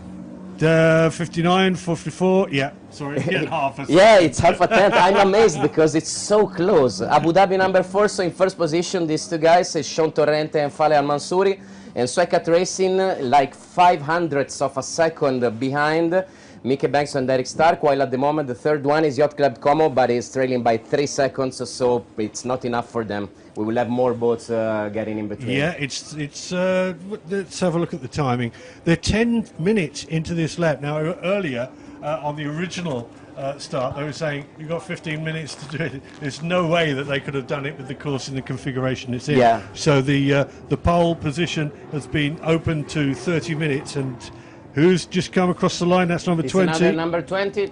2:28.6 by 1 second they lead at the moment. 2:28.6 is the fastest time. So now they step in the first spot, followed by Abu Dhabi 4 and Suecat Racing 2. Yacht Club Como, yes, Serafino Barlesi, Alessandro Barone at the throttle, Serafino Barlesi at the wheel. Amazing for them. So probably that's why they were slower before, because they took the turn in the right way. While we have New Star Racing. Yeah, New Star Racing number 9, we see for them is the launch lap, while Team Australia has the first lap time, 2:28.1. Blue Rouge comes through. And it's first, Blue Rouge comes through, 2:28.9, half a second faster in Yacht Club Como. And they have actually taken not a totally tight turn, but they've carried on that speed. They've taken they still look like the next one's going to be a fast lap. There's still a margin, Number 46, it's the launch lap for them. You see them turning wide on the left, the first turn. So, I mean, 4 boats crossing the line, 4 boats scoring the best time. We see Suecat Racing another lap for them, 2:50. 2:50, it's nothing. But they took like probably took a tight turn again. Yeah. Dubai Police took it so wide. Dubai Police have gone to the top though, 2:27.776. So that was their fast lap. Their next one would be a slow one. Exactly. There you go. We've got the times on the screen what they for are you. doing. They are aware of what we saw. Probably they listen to us. Nadir Binindi and Arif Al-Zafem, because they're not experienced enough, so they have to listen to us. They took a very fast lap, and then they know they cannot do another fast lap in a row, so they slowed down a lot. Probably they will cross the line faster again next lap. But 2:27.7 is the fastest one for them. Tight turn. Yeah, big sprays. You can even see the boat herself. Yeah, that's a rebuild boat. 22. Launch lap for them. We see some of the people at the radio managers, the radio man area. Whoa. So Dubai Police first, the Blue Rouge second, Yacht Club Como third, Abu Dhabi in fourth, and Suecat in fifth. Now we have 96 in the launch lap. we're coming to the time where we see what we was actually seeing in Fujairah, that the battle is once on again between Dubai Police and Team Australia and the Blue Roo. Yeah. So this is again, it's the old rivalry. The battle hasn't stopped yet. Yeah. 0.4 of a second at the moment, dividing them. Dubai Police 227.7, the Blue Roo Australia 228.1. And while we see this is two boats side by side, yes. 222 Offshore, Faster and New Star Racing, but we still don't have the times for them for number 9 and number 10. Number 9, I believe. No, we've actually. I'm going to do something clever and get the times for those. Okay, while there is Team Australia again on the 232, okay, it's not a fast one for them, but they're going for a fast one now, very tight turn. While we see this Venus boat, Villa Venus Bali is the sponsor for boat number 46, Andrea Comello and Nico Calderola. They take the turn. It's amazing because we have all the boats on the race course, and also the noise is very noise high. is phenomenal. So many engines. It's 12 boats at 24 So far, only engines. 7 times. We just had number 2 go across the line, Sweecat again, but we weren't expecting a fast lap from them. They've done a tight turn, so this time they're on their fast lap. Yeah. Number 8 just go across the line. Blue Roo again, that was a slow lap for them. Well, we have New Star scored a 233, 6 spot, Venus Bali 241, very slow. They still have to find the confidence in the cockpit. 7th place, and then the other ones still have to have a lap time. Yeah, we did see the number 10 boat go past them. Crossing the line, you see them inside the cockpit, Alfredo Amato, Daniele Martignoni. Daniele Martignoni is on your left, moving the wheel. You see how much he's moving the wheel, it's just all the waves they get, it's constantly turning. And for boat number 22 is a 243, very slow, so they're probably launching for the fast one. And it's constant. It's a constant flow of fast times. Amazing. It's difficult to do this now. I mean, Dubai Police and the Blue Roo, they've Team Australia, they've done it the right time, as have Yacht Club Como, to be sure. Sweecat put their time in early. It's getting crowded out there now. A lot of boats are coming together. There were gaps between the boats before. Now there are not so many. You'll see 2 or 3 coming together, and that interferes. The weight interferes with each boat, and that can cut you back and not give you the right line for a corner, for example. Exactly. When it's so busy, it's similar to a race, because when you have a boat in front of you, you will be disturbed by the sprays on your shield. You will be disturbed by the wake, all the waves they create. So it's also a matter for the HPI number 96, 9th, and last time 307. So it's not still 30 seconds off the fast one. Off a lap. As we said, the radio man or the team manager, but normally it's the radio man, has to be very skilled and tell them which is the best moment to accelerate. The Blue Roo going on top spot. Just then. Wow, 0.4 of a second on Dubai Police. It's a challenge between the two of them. They were 0.4 of a second behind. Now they are 0.4 of a second in front. The Blue Roo to Dubai Police. So we will see the response from Dubai Police, while number 10 is 307. So yeah, will they have time? Amazing. Look at the images. It's a pole position session, and they're all of them on the course. Still 4 minutes left in this session. Yeah. Number 2, Swag at 229.9. They are 229.5. So it's not enough. But you see how many wakes they had to cross for that. Yeah. This on the screen is Riccardo Lacognata from the UIM, World Powerboating Federation. He just stepped off the... 227.1. And that's Dubai Police just gone in front again. Oh, for another 0.2 of a second. My God, it's a matter of Dubai Police and the Blue Roo. They're doing it all by themselves on the top spots. They are indeed. Yacht Club Como number 20, waiting for another time from them. Yeah. Because in doing so, now the third one, you see 227.1, 227.3, 228.6 is 1.5 seconds between the first and the third. By the first and the second is just 0.2 of a second. Amazing how close they are. And Venus Bali have done a good time as well, 2:39, because they're in front of the offshore. And I think the first time that we saw from offshore didn't count. Yeah. And so they're down in the 307. So they've got a little bit more to do. Yeah, yeah. That's not enough. Yeah, absolutely. 3 minutes left in this session. Dubai Police still leading, 227.163. The Blue Road, 227.370. The battle has rejoined again. Yacht Club Como, 228.6. So they're quite a way, 1 and a bit seconds behind this battle for the lead, or for the best pole position. But it doesn't matter. They'll still be in the top 4 on the inside draw. Just Abu gone Dhabi through 4. 317. Yeah, 317. Nothing. But there's still time to do another lap time, while Vides is jumping so much. Because there's also the waves from the other boats disturbing you, as we said, so it's not easy to have like the time of your life, the lap time of your life. We're having the time of our lives. Yes. Viewers, you out there having the time of your lives watching this. These things go through wind tunnels. Everything is aerodynamics on these, not hydrodynamics so much anymore. You get your top speed from splitting the air and getting through it. Dancing across the waves with only about 2 feet of your hull in the water. And the number now 22. Team Australia again, 247, okay. Oh, not quite. But no. now they are going for the very last, yeah, because there's still 1 minute 45, so that they made it on time. 222 offshore, 238.6. No. Rebot is the one we're looking at the moment, number 22. The last one. And we've got 1 minute 30 before the red flag comes out to finish the session. We are standing up here now. Which are, I think, Team Australia. They have another boat in front. They could be disturbed. 246 for the they're number 2. going for the very last again. But this is going to be amazing. Like 46 now crossing the line. For Venus Bali, we see it's a 304. Okay, not.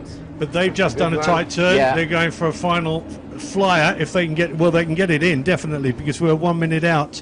Just now 1 minute out from a red flag coming out to end the session.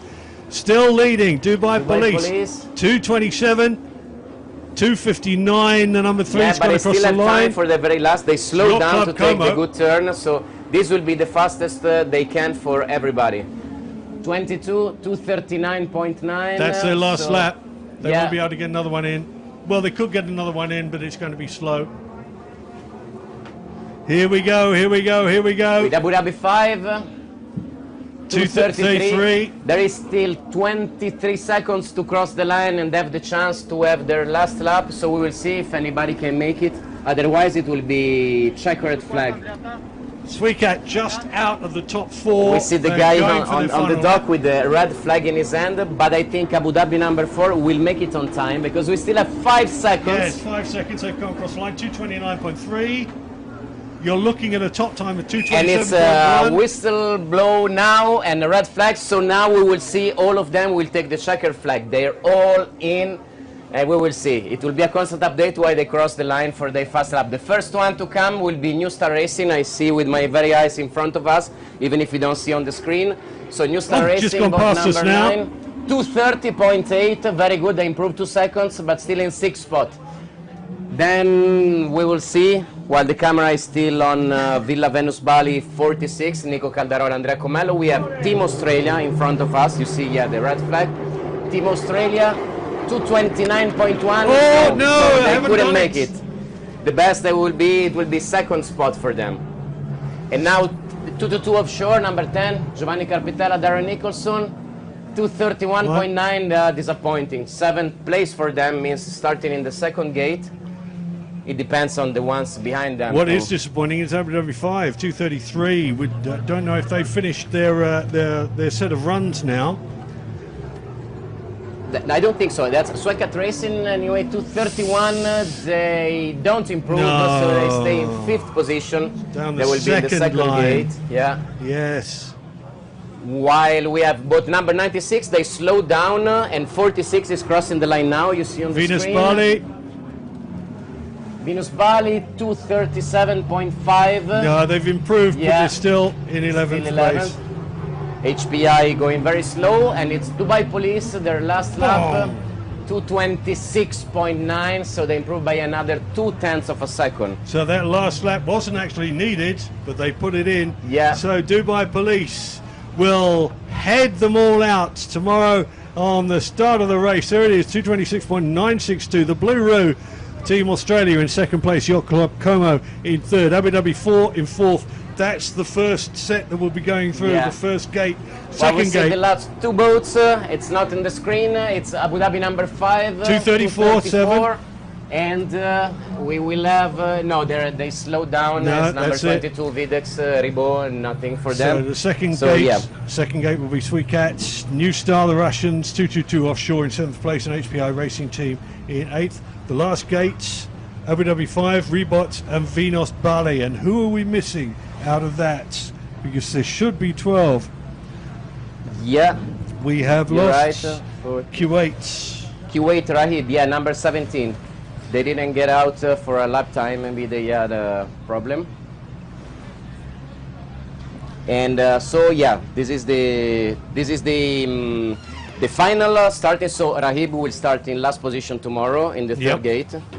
And so okay, unfortunately, yeah, we had communication from the direction. Sorry, no problem. Anyway, yeah, you were mentioning the gates tomorrow. Yeah, it's unfortunate that you're split into 3 gates. So it's going to be Dubai Police, Blue Roo, Yacht Club Como, and Abu Dhabi 4 in gate 1. Sweet Cat, New Star, 222 offshore, and HPI Racing in gate 2.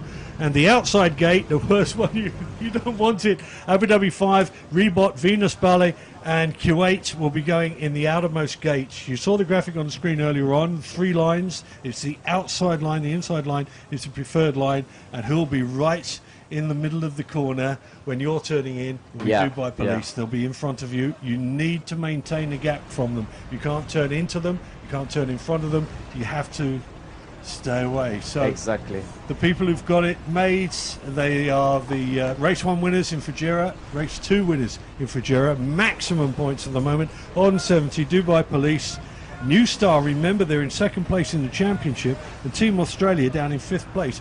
They will be chasing hard, and I think Team Australia will be doing everything they can to knock back Dubai Police tomorrow. Yeah, absolutely, absolutely. I would say nothing really unexpected on the very top, Dubai Police first and Team Australia second. A good result is for Yacht Club Como, Serafino Barlesi and Alex Barone in third spot is also a very good result because they're both Italian on an Italian boat, Italian team, and we are racing in Italy. Then Abu Dhabi number 4, it's very good for them. The disappointment is for Abu Dhabi number 5 because one is in 4th position, the other one in 9th, which is not their potential for Majid Al-Mansouri, Khaled Al-Mansouri and Rashid Al-Tayyar. Then Suekat, also a bit of disappointment for them. Well, I'd like to argue that because they don't like the Sweetwater. Exactly, no, that's true. You mentioned it. I think this is an outstanding performance for them into 3rd place, into the second gate and into 5th place. I think they've done better than we would have thought. It's an old boat. It's the shortest boat out there. Probably, for the conditions. It's got less of a gap between the hulls.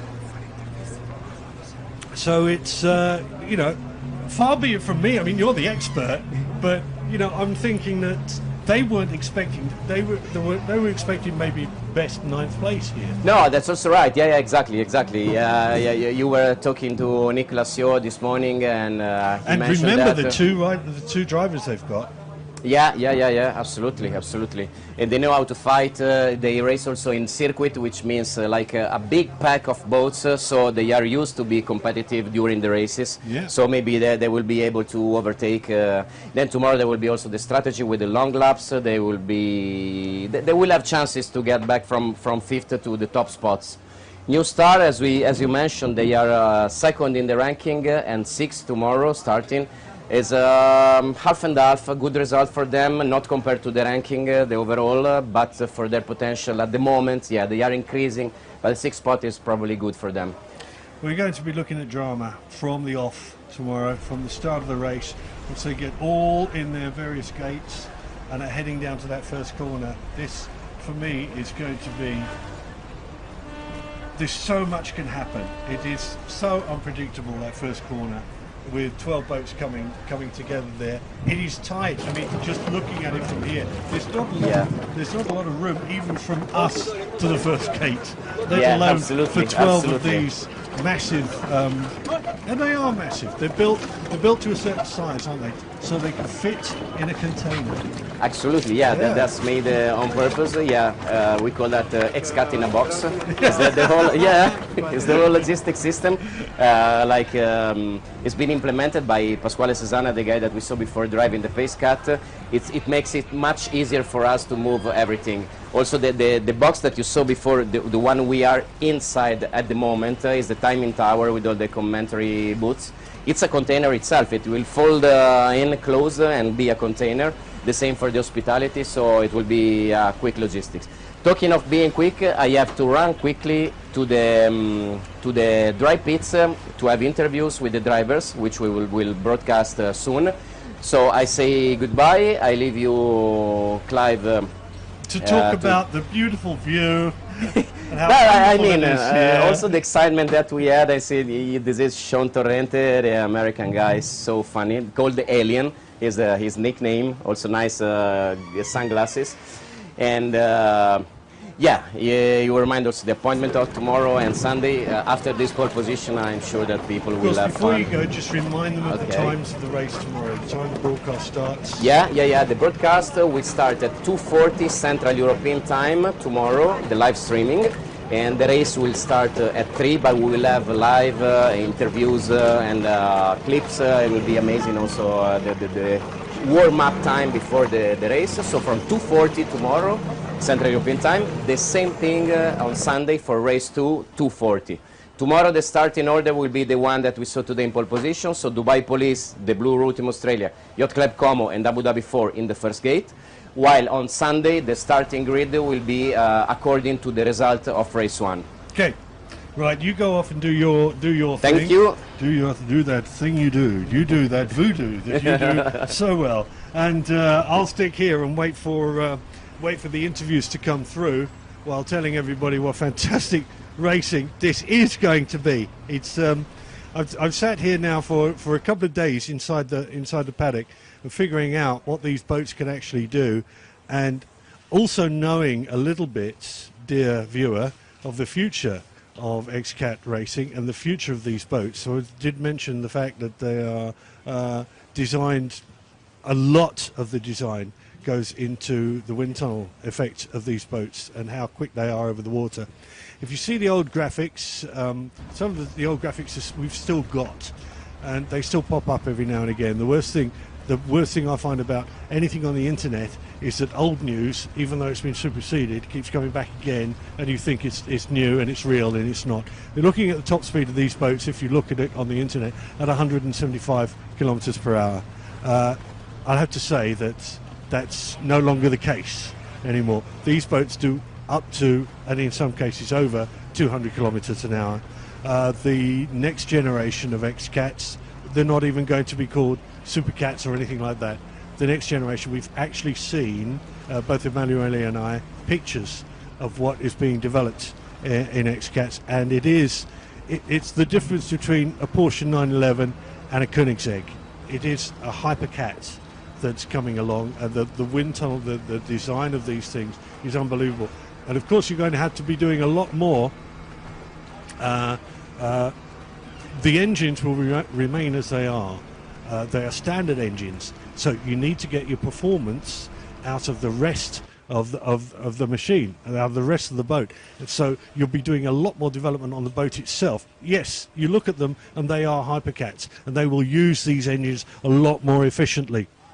Even now they're unbelievable, but that's the way. And of course, follow us on social networks. We're on Twitter, on YouTube, on Facebook as well.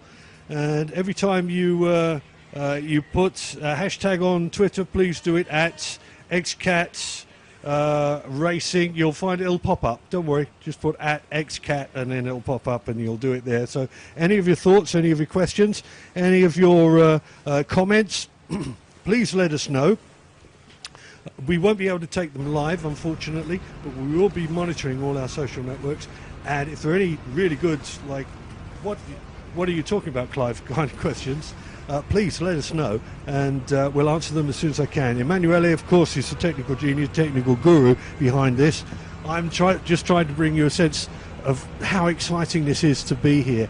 And the one thing you can't miss, 2:40 tomorrow, Central European time, on your screen, will be the race start, and that is going to be fantastic. Dubai Police, the Blue Roo, Yacht Club Como, Abu Dhabi 4, in the first gate for the start. Sweecat, New Star, 222 Offshore, HPI Racing in the second gate for the start. Abu Dhabi 5, Rebot, Venus Bali, and Kuwait, which didn't take part in qualifying, they will be in gate 3. All 3 gates will be coming through the course, down the course, through the middle, then up to the start buoy. They will turn and then all come together through the first start, through the first corner, and that is going to be absolutely spectacular. Dubai Police, as you know, as we've been saying all the way through, they have the advantage here. And they've certainly shown that they can do on freshwater, on sweetwater, as they call it, exactly what they did on saltwater, taking 2 wins at Fujairah out in the Gulf. Fujairah is on the opposite side of the United Arab Emirates. It's right next to the mountains, lovely area. And the water there can be quite choppy and treacherous. But anyway, that's a lot from me. I'll be back again tomorrow with the first of the races here at XCats. Until then, 2:40 tomorrow, Central European time. It's Clyde James McNeil saying bye for now.